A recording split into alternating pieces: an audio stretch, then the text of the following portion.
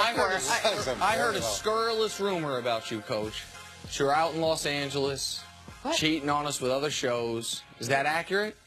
No, I was out in Los Angeles. I've heard rumors about you, too, that you got clowned by a 9-year-old in the bracket. But who wants to cover rumors? Oh, yeah. Good to see you. How are you? Congrats to your son. Yeah, his son finished second. God, I was waiting to see Nick for a long time. I missed you last week. Tell him, in the entire FS1 pool, first place, Angelina, who worked with us. Pool. Second place, Coach Mangini's son. By a point. Congrats to him by a point. Yep. Awesome. Good stuff right there. All right, been a busy few months for the Eagles. They won the Super Bowl and signed more firepower, and they got their franchise quarterback back in Carson Wentz. All good, right? I mean, before his injury in Week 14, Wentz was the favorite to win the MVP. Instead, he blew out his knee, diving for the end zone, and was done for the season. Head coach Doug Pederson says he wants his quarterback to learn how to protect himself, saying, quote, longevity is everything in this business. Coach, does Carson Wentz need to change his playing style to avoid injury or to fit into the mold that Doug Pederson wants him to try to do? Yes, he should change his style. Now, all that being said, you want guys to change and adjust, but your ability to actually get them to change in those situations isn't very good, and it's not very high percentage. You know, if you guys remember when Mark Sanchez was having problems learning how to slide, and Rex brought in the sliding coach from the Mets, you know, that didn't really work out too well. You look at, there's a lot of quarterbacks who you hope will make better business decisions. And what that means is don't take a hit to get a 6-yard completion. Andrew Luck is a lot like that, where he'll stay in the pocket, he'll take unnecessary damage to get really a marginal gain, and you try to get guys out of that mold. Right. It's funny how, especially with the world champ, and especially with a younger player, how they like, hey, this guy needs to change his game. Well, Aaron Rodgers got hurt. We don't seem to have the question up there for Green Bay. Is Green Bay talking to Aaron Rodgers this year? How he can stay in the pocket, maybe and potentially so, because when he's out of the lineup, our franchise is a lot different. But now when you're world champion, you're under a microscope. Of course, all these questions about changes. What about your personnel? NFL executives don't like your personnel. That is the price you pay to be a champion. But also, you become learned once you get into this league. You realize, too, no one could tell Carson Wentz how fast the defenders were until he got hit in Los Angeles, till he realized, man, I couldn't get around that defensive lineman. That DB got up on me. So even though coaches say this, most of these coaches haven't played in the league. So when you have a guy like Frank Wright, it does help. When you do have Doug, who is the quarterback and has played in the league for a long time, it does help because they played the same position. This is a theme of NFL teams. I don't care how athletic you are. I don't care how non-athletic you are. But if you get hurt, you hurt the franchise. It's not like an injury to one of the other members of the team. So you do have to be cognizant of it. Now, how much can you change? You can change a small bit, but this is a contact sport. They're going to get hurt, but what you do get is you get smarter. And that is because the experience in being in those live games, your experience and the speed for which the game comes at you, you're familiar with it. Coach, can I just say, isn't this what we fell in love with Carson with last season? Those third and long, scrambling, crazy situations. It's what's made us put him sort of up there with in that echelon of elite quarterbacks. Isn't that what you're going to be stripping of him if you tell him to not be as mobile?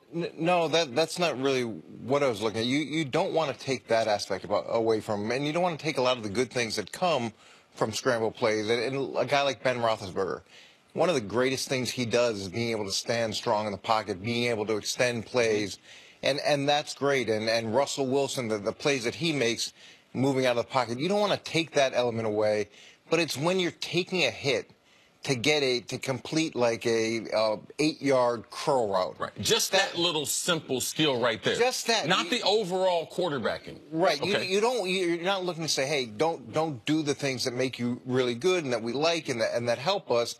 But when you're looking at the grand scheme of things, just make sure that the reward is worth the risk. Which is why this conversation is so interesting, and I think it can be tough for people to have, because the play in which he got hurt was absolutely a play where the reward was worth the risk, even though you didn't think the risk would be out for the season.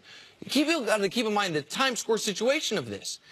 They were no lockup for the 1 seed at this point in time. They weren't even a lock to have a first-round bye at this point in time. The Rams are on their tail. This is a close football game. It's not going for a few extra yards. It's going for a touchdown, right? So, like, I understand why Carson Wentz in that spot would be like, man, I've got to go for it. I know it's first and goal, so maybe you have more shots at it.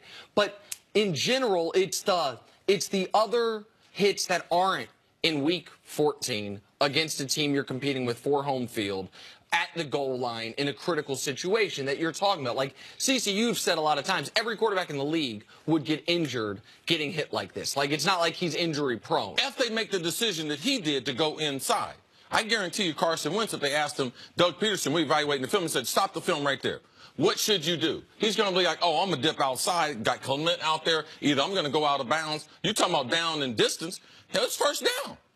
Man, you could either throw it away, you could slide. You still got 2 more opportunities. Like, you don't have to make that risky play. It wasn't late in the 4th quarter. It wasn't one of those kind of plays going to change their season. So the more reps you get, the more situation you become familiar, and you can still make an aggressive play by running outside compared to running into traffic. So Frank Reich has had similar comments to this. Frank Reich, when he was asked about Carson Wentz, he said, yeah, listen, we talked to him about it, and the way Frank Reich put it is it was kind of in one ear, out the other.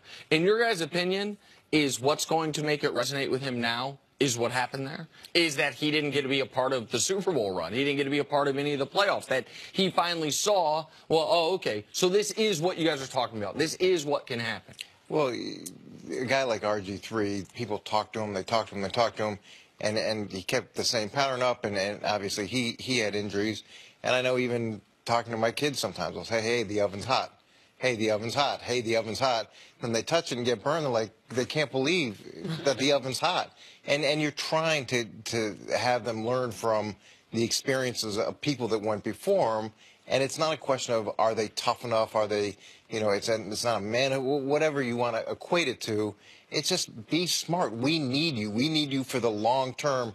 You have a responsibility to all these people to be there for us. If that's your intuition as a quarterback, to go for those plays, the curl routes or the little 6-yard game, like if that's who you are as a quarterback, how hard is that as a player and as a coach to teach a player to say, hey, take this small part of your game where that comes without even thinking and just cut that back a little? When you're younger, the game is moving fast. But as you become a veteran, the game moves at a different speed. And when you become a superstar, the game begins to slow down. Where do you put Carson Wentz? He's going to be a superstar, but he's still in the process. If he had the same play happen in year number 3, he would be able to get a different result because he's seen it before. Now, your instincts are one thing, but you have to do what's the right thing for the organization. And that he'll understand more now because sitting out there watching a playoff game, watching the confetti come down, and you're in street clothes, those things will resonate now because what the coach told you, we got a proven example that you can get hurt. And when you've never been hurt before, it's hard to really imagine that, oh, I can get hurt like the rest of the guys. And here's the other interesting thing. With Tom Brady, with Peyton Manning, even with Dan Marino back in the day, because they would get the ball away so quickly on a free blitzer or if you brought pressure, teams stopped blitzing. They stopped bringing pressure because they know it's just not worth it.